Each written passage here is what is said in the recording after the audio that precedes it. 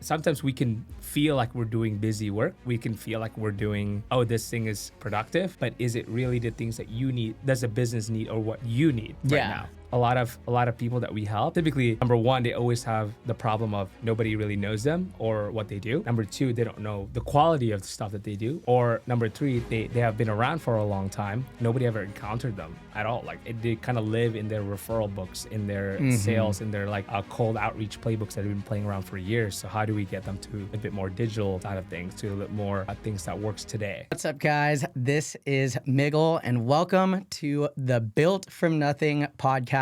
This is episode 2, and I'm here with my good friend Brandon Fortino. Thanks for having me, man. So much for coming through. If this is your guys' first time tuning in, my name is Miggle.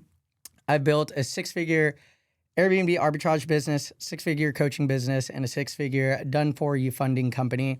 We've helped over 100 business owners raise over $10 million and 0% interest funding to help them start and scale their business. The whole purpose of Built From Nothing podcast is to interview other business owners, to inspire anyone who's watching, give you guys real tips on how to overcome some of these challenges you guys might be facing now, and just give people a platform to tell their stories of how they started, how they came up, and what they did to get to the position they are now. So I'm really hoping you guys get a lot of value. Brandon is an absolute GOAT when it comes to content, but I'll stop talking and let him introduce himself. So tell everybody who you are, what you do, and anything cool that you've accomplished through your business so far. Sure. So my name is Brandon. I am the founder and the owner of Fortino Studios. We're a creative agency here based in San Diego. And, we've done over 80 million views for all of our clients, and including myself. We built in this business from a business owner perspective. We built the business to about $500,000 in about 2 years, so 24 months. And, we have a team from 4 different continents, whether it's Asia, South America, Africa, and also the United States. So we have like a multinational team as well. And yeah, just happy to be here. We've worked with a lot of great clients, some that I can't say out here out loud, but we've worked with a lot of great clients locally in Southern California and also all over the United States. Not yet international, but that is coming soon. But it's coming. It's coming. Yeah. You guys got to come back to the next episode down the line to hear where Brandon's at on the next level. So It'll be there. Yeah. But yeah, so we do everything from anywhere from content creation for social media all the way till broadcast for commercials, televisions, any creative assets for specific teams, founder stories. So really all you can think of, paid ads, creatives. Nice. We work with a lot of like software companies, lifestyle companies, hospitality, as well as CPG and consumer packaged goods, as well as some aviation as well. So we have a lot of mix of people that we work with. Yeah, that's crazy. So like really pockets in so many like completely different industries. So like for anyone watching, this is the content branding guy. His name's Brandon, and it's just so funny because he's all about brand and content. So why don't you tell and kind of like educate us, like as far as from like the branding perspective, like why are people like working with you? Like what do you guys do so well in like the branding and content space? Just because like I know when like TikTok came in, Instagram started doing videos, like basically I remember everybody and their mother was running a content agency, all these like super flashy like edits, and people were spending like thousands of dollars doing it. And I feel like over the past years that industry has been dying. So like the people who are still doing it, who are doing like $500,000 in revenue, you're doing great, right? Because most people would have already quit, lost money, definitely not doing this type of volume. So like, what's your sauce, man? How are you still in the game? And like, yeah. I know, right? We're still here. I started during that whole era when TikTok was a thing. And honestly, I mean, we started just doing a lot of content similar to what you probably know as a content agency, right? Like they're doing the clips, they're doing like cutting. But I think there's a lot more that we do on top of that as we are grown in the past.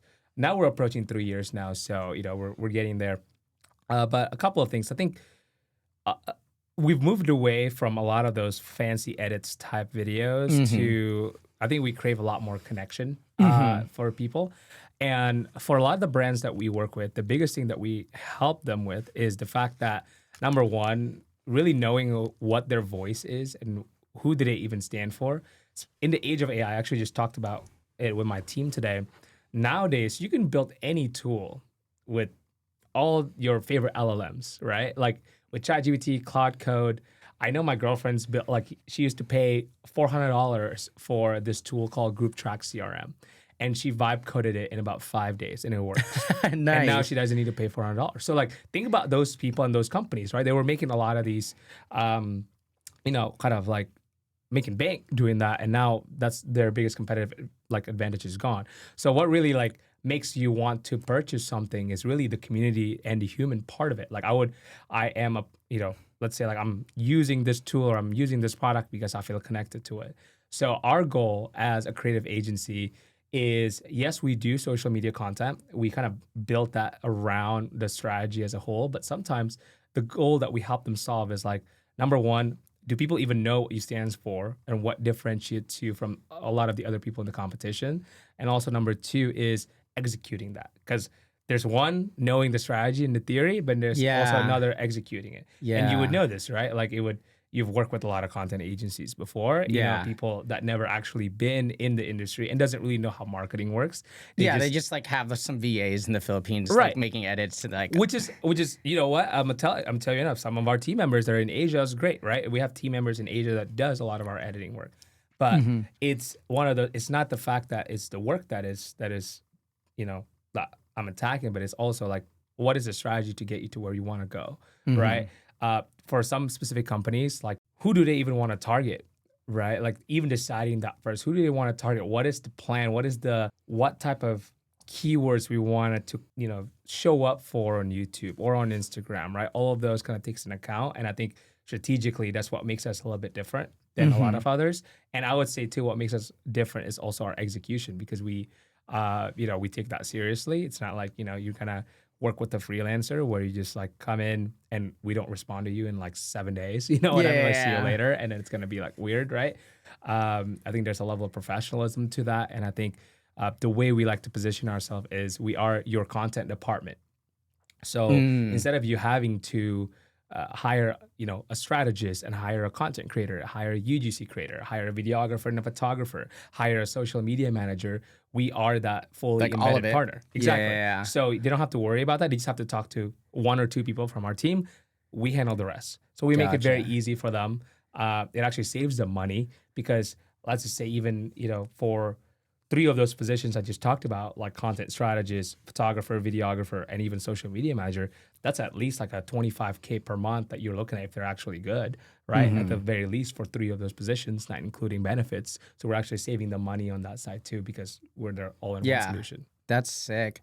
And I really like, because like I feel like a lot of people just like make content just to make it. It's just like kind of making noise, but people don't really, it doesn't like convert. And it seems like not just making content, but like the actual like psychology and the brand is what it kind of sounds like. What is the story you guys are telling? Is the content that you're producing aligned to that? Because like I watched this guy on YouTube called Neighborhood Art Supply, and he teaches like DJs and like creatives like how to actually properly market their projects. So anybody watching this, one of the other things I do, I started taking DJing very seriously. I have that as a side project. So I watch a lot of their content. Yeah. And a lot of the stuff that you were just saying, I was making a lot of parallels to it, because he's just saying like, you can't just sell like a product, because at the end of the day, if you're just competing just solely on the product, it's going to come to a price. Like people are just going to go with the cheapest option. Right. Obviously results matter as well.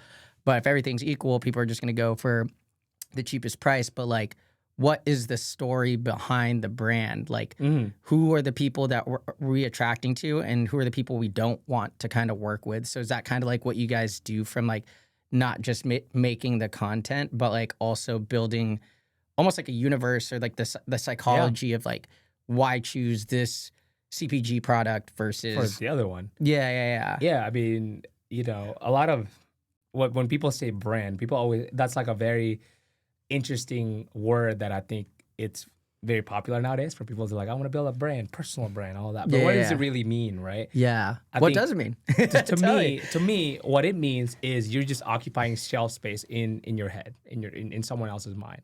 Like, there's a very basic example, but it's Coca-Cola, right? When you think about soda, what are you gonna think about? Like Coca-Cola. When you think about fast food, what are you gonna think about? For most people, not for me, but for most people, probably like McDonald's, right? Yeah, If you were to do it, but the fact that they occupy that shelf space in your brain, that's like how I yeah, the immediate somebody says fast food, recognition, boom, right? like immediate connection. Exactly, and Yeah, I recognition, see. and sometimes people need to understand that. I'm very transparent with a lot of the people that I work with.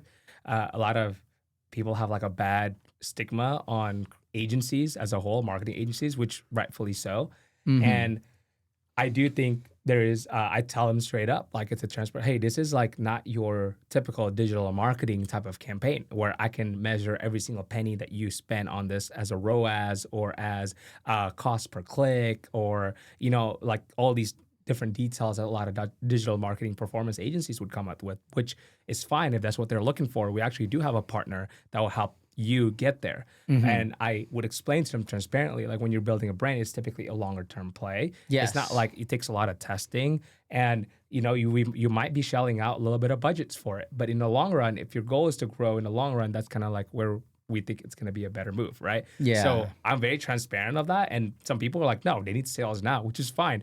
You like go here first. Once you have sales, then you come to me, right? So I think to me, a lot of people that we help, typically, number one, they always have the problem of nobody really knows them or what they do.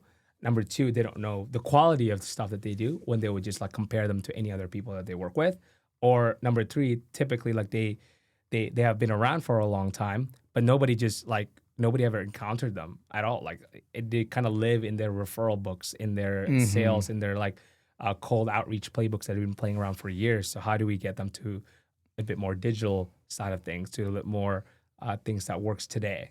So that's what we help them with. That's cool, dude. Yeah, that's dope. Yeah, I've never really, well, like kind of what you were saying earlier about like if you think of soda, Coca-Cola, fast food, McDonald's, like I feel like a lot of the networking events I go with you, like out here just in San Diego, like people already, like you've positioned Brandon Fortino or Fortino Studios as like, that is the content guy. Like even if they haven't even worked with you, like the amount of times you and I have been at a networking event, like somebody will mention it, like, oh, talk to Brandon. They haven't even like paid you or worked with you, but they've just seen like, I am consistent and I've been doing this for years. I take this shit seriously.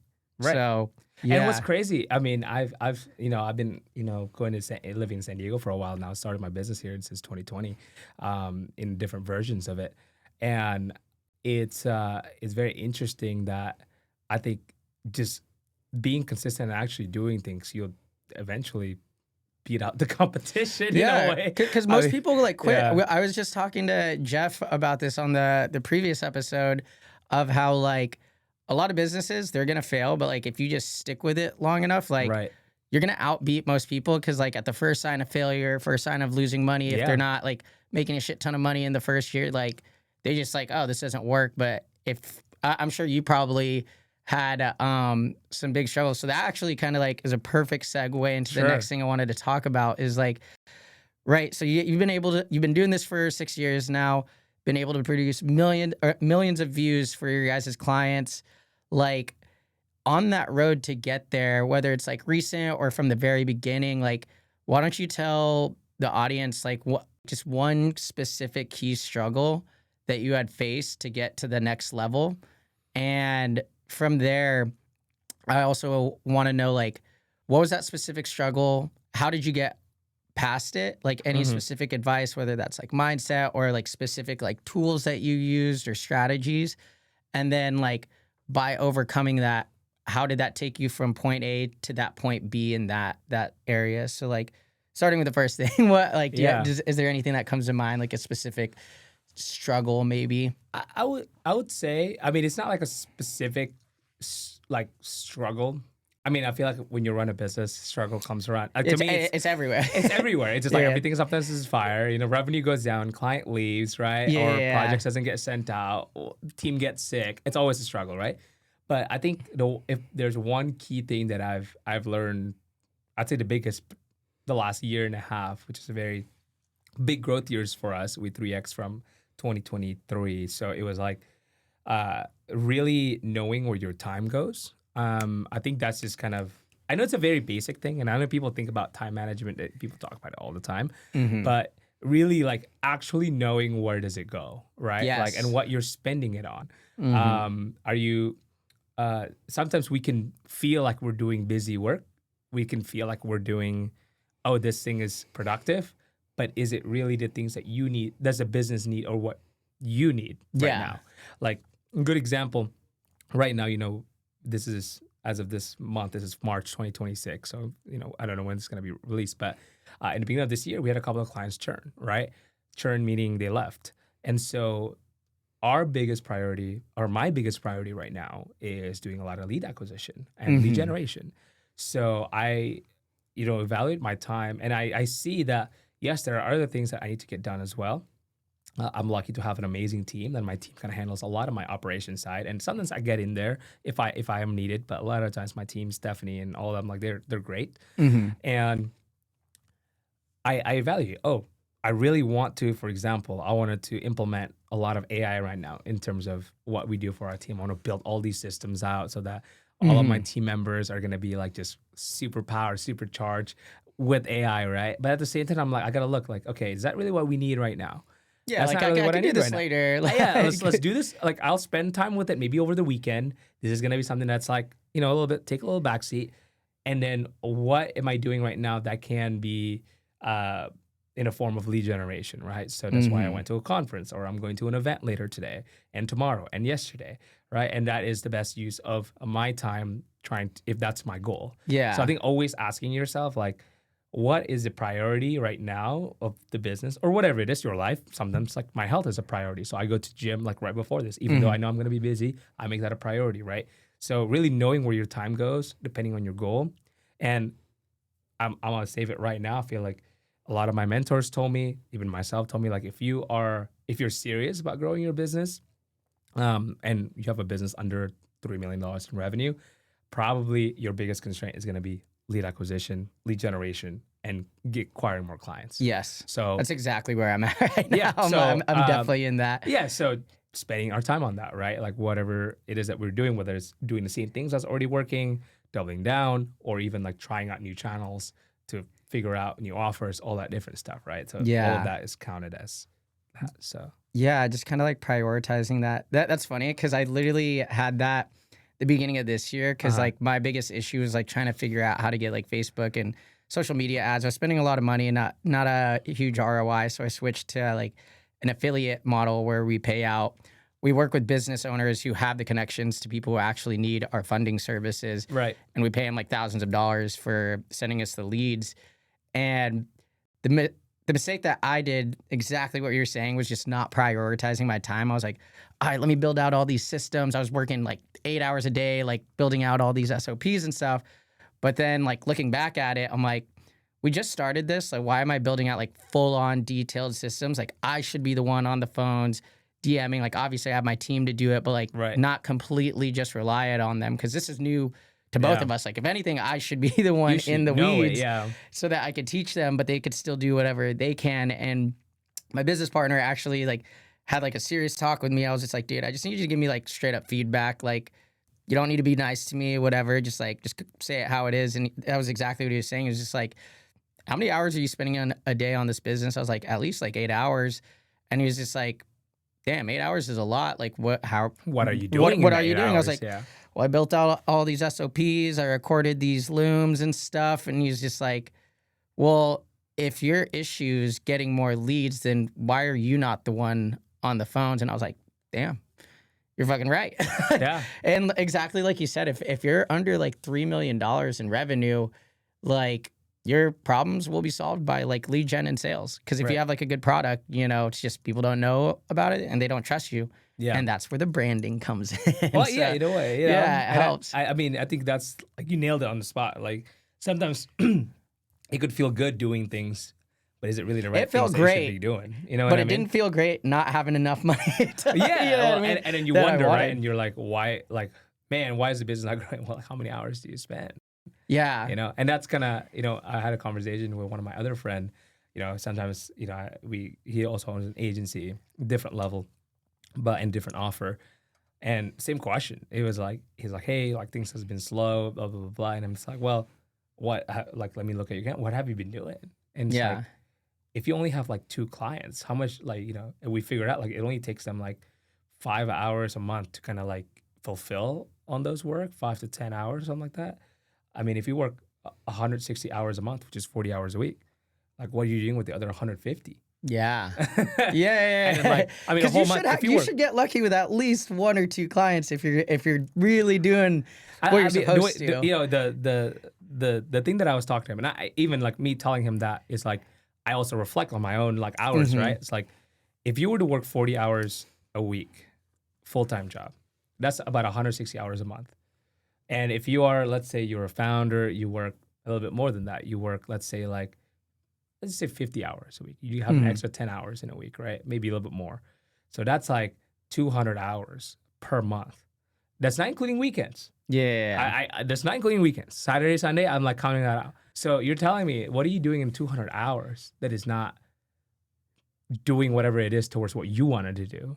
Right? Yeah. You have 200 working hours. It's not even counting like after work. Yeah. Sleep. I didn't count that. Yeah. It's an actual 200 hours of what you're supposed to be working. Like if you're working in an office, if you're working in an office, you have to clock in for this many hours, 200 hours. And you'll do what you're supposed to be doing for that if you're working for somebody else. Right. So but what when are you it's doing? for you, you're like, I'm gonna do this. Like I don't think I'm being productive. Isn't that fascinating? Because like if you go and clock in and out in an office, it's 160 hours guaranteed. At least. And you just made them a shit ton of money doing that one thing that you were supposed to be hired for. Yeah, at least. Yeah. At least 160 hours, right? Unless you have a pretty chill job and you don't have to do much. Just taking naps in between. There's like some people, right, that are in tech or something like that do that. But if you think about it that way, like why don't you have that same standard at least for your business? Damn. Right? And you add, I think you can start adding more stuff. Adding Saturday. Let's say you add a Saturday. Say like you work 5 hours per week on Saturday. 5 times 4 is 20 hours. So that's just still 180 hours a week. Yeah. 180 hours a month, sorry. Yeah. But you still have a complete Sunday free. Yeah. So what are you really using your time for? Damn. That is crazy to like put a number on it. It's just like, right? Yeah, because I've been doing this business for like years, and like one of the struggles I have is like the lead gen. And I think the issue for me was I was doing marketing, sales, and fulfillment, so I was getting pulled in so many different directions. But now that I've been able to hire people for different parts of it, now I have my free time to focus just on like sales and just on marketing. And it's just like when you put that number of like, even if it's just 160 hours, I'm like, something should be fucking changing in the next month or a couple months if you're really locked in and actually doing that for the full time. I don't even think that requires a lock-in. That's a 40-hour-a-week work. Yeah, that's what you're supposed to do. Yeah, that's what. That's what I'm saying. I'm locked in on what I'm supposed to do. Yeah. That's not even base. That's the baseline. Yeah. Think about it. That is crazy. That's the baseline. You know, some of these people are like, I work like 12, 13 hours. Yeah, do you really work 14 hours? Yeah. Or did you like... that used to be me. I'd be like, I'm working 3 jobs. I'm fucking working 12 hours a day and stuff. I would take a lot of pride in it, but it's just like, why am I still struggling? Right. Are you being effective with the hours? Yeah. It's So probably... Okay. So that's my biggest realization, I feel like, over the year and a half ago. And I feel like, too... At least for me, like it comes in like, the lesson gets retaught to me like later down the line. Because when I first started my coaching business, I was like, got to make hella content. I was like, why am I spending so much time on content? I need to like sell shit. I need money. You know what I mean? And that same lesson sometimes comes back and I'm like, oh crap, I need to lock in. Right. And honestly, you just saying that is like a reminder for me to get back in that, because I feel like I get pulled in another direction sometimes. Like, yes, sales is the outcome, but it's like, what are the activities that'll get you to the outcome that you got to focus on? Like, you can't just focus, like, if I just focus on sales and like, that's basically me waiting until someone books a call in my calendar. Yeah, but then the lead gen part. Right. Yeah, so that's how we get there. I get events or I make videos and stuff like that. That's part of those activities that leads there. Yeah. Right? That's the inputs. Sales is the output. Yeah. You know? That's interesting because I always thought sales was like... The input? The way I think of a business, anyone who's just watching this and you're thinking about starting a business, what I've learned is there's only 3 key main parts of business: the product, marketing, and sales. And I always thought sales was like number 1, but like really it's the product. You can't just be selling shit, because even if you do sell somebody, they're going to charge back on that, you know? I mean, I've seen people selling some shit and they're making the bank. Yeah, true. So it's I'm not, you know, like... I've encountered people that are selling some suspicious shit, and I'm like, you're really good at sales, and I'm questioning about their business model. Like that sounds like a Ponzi scheme, bro. Yeah. Yeah. And it convinced people. That's true. But beyond that, so it's like, because I always thought sales was like product, it would be product, sales, then marketing. But now talking to you, I feel like it's product, then marketing. Because at the end of the day, you could have like a shitty product, but like if people know you over somebody who does have a great product, but they don't know you, like they're going to buy the person they know. And then like if you just have enough of those leads, like you could be a shitty salesperson and still close a solid amount of people. So, I mean, I would push back on that. I would say marketing and sales as both priorities at the same time. I don't think it's like a one or the other. Definitely. If anything, in my opinion, sad to say, but I think product is like third. Like, so good example of this. You heard of the Rabbi Goldman? No, who's that? No. Okay, Rabbi Goldman is the most famous rabbi in Instagram right now, like a Jewish rabbi, right? And he's AI generated. He's generated using HeyGen. Nobody knows about it. He's really good at marketing himself. This person behind the scenes, And they got like, I think 7 million followers now on Instagram in like, I don't know, 6 months or something like that. It's $1 million a month, right? Just on Instagram. And he ended up later on selling like an ebook for like $5 on like how to get rich or something like that. Or how to be wealthy. How to be like an AI. Not even that. He's selling as Rabbi Goldman, hey, here's how to get rich, because his whole personality is like this very wealthy Jewish rabbi, right? That's his AI. But he's AI, right? And I mean, I'm just using this as a case study because I think it was a great case study because they're really good at marketing stuff. And let's say that $5 ebook that spit out in like 15 seconds. I hope not, but I think I think probably what happened. Probably what happened. I mean, their whole page is AI, so it's if you just like sell 0.01% of the 7 million, you're probably making some bank. Probably not life changing, but it probably get you something. Yeah, you know what I mean? For sure. And I know he has another account that is like a Chinese monk, and I'm seeing I've seen that one. Yeah, you seen a Chinese monk, right? Yeah, and they're selling like a $5 like meditation guide or something like that. Yeah. That's so crazy. To me, that's just like a case study on marketing. And branding. And branding. They have a like, story really to tell. good. They have the character that they built out in the universe. That they have people. And eventually they're like, I don't know what to sell. Who's going to sell them something? And they'll buy it. Yeah. Some people buying it. So I guess that is kind of crazy too. Yeah. Yeah. So I guess that's up for debate. Like which one's more important? But still, the leads are very important to get there. Right. Which is funny too, because like even if you don't have the best product, you'll kind of learn as you go. Yeah. But you won't learn if you don't have the leads and the sales right. to actually get the experience. Right. And I think your offer changes too over time. I think it's definitely. never been... It's going to be just one thing forever. A good, think about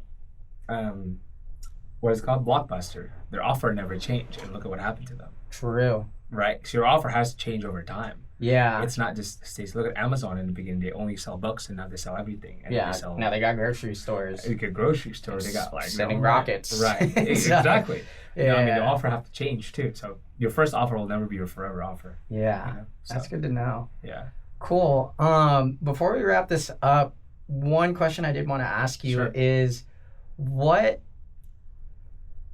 in your business right now? Where do you want to take your business right now? Because right now you got some clients. You guys are doing like $500K in revenue. Like, what is the next step for you guys? And what's a challenge that you're hoping that somebody could help you fix? Yeah. So right now our goal is, as a business, we're getting into $1 million in revenue. Let's go. Yeah, thank you.